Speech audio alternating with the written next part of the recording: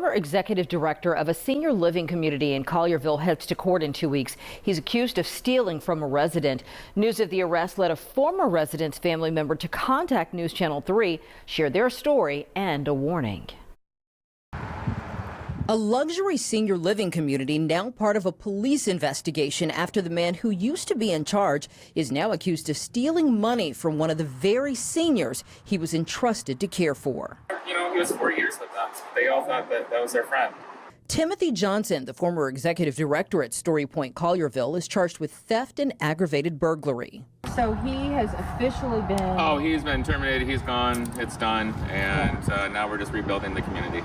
The News Channel 3 investigator spoke to a Story Point executive who said he's serving on an interim basis and helping to look for Johnson's replacement. To be quite honest with you, I want to stay out of it because then I don't know the guy, and I'm just here just to make sure the community is back to normal.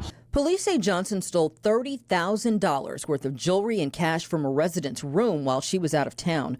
Court records reveal Johnson messaged the resident about a repair that needed to be made in her room and asked if the cameras inside recorded. But no repairs were made, and police have Johnson on video near the resident's room, and they learned he used a physical key to get inside, one that allowed him access to every unit in the building.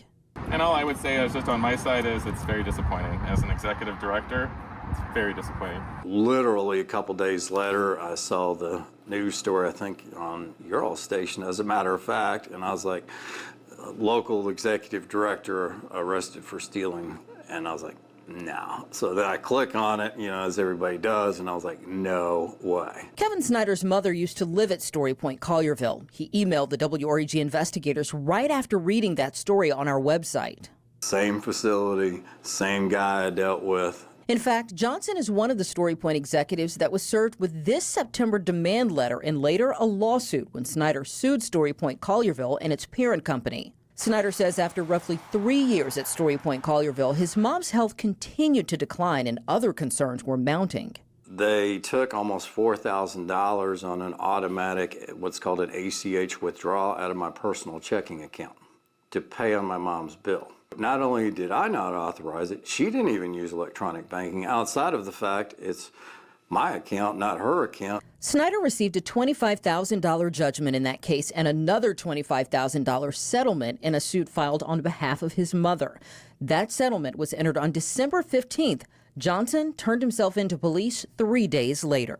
And that just blew my mind. I said, look, this has got to go public. People need to know about this place because there's obviously, I knew nothing about any of this and may explain why they settled so quickly. As police continue their investigation into the theft case at Story Point Collierville, the WREG investigators continued hours into the facility and the company's background. It begs the question of what in the hell is going on out there. Coming up tonight at 10, why Snyder says Story Point promised care it couldn't legally provide. That's deceptive, in my opinion. Why do you say that? Because the average person has no idea. What we learned from state regulators, the company in charge, and what families searching for any type of long-term care or senior living for their loved one should know.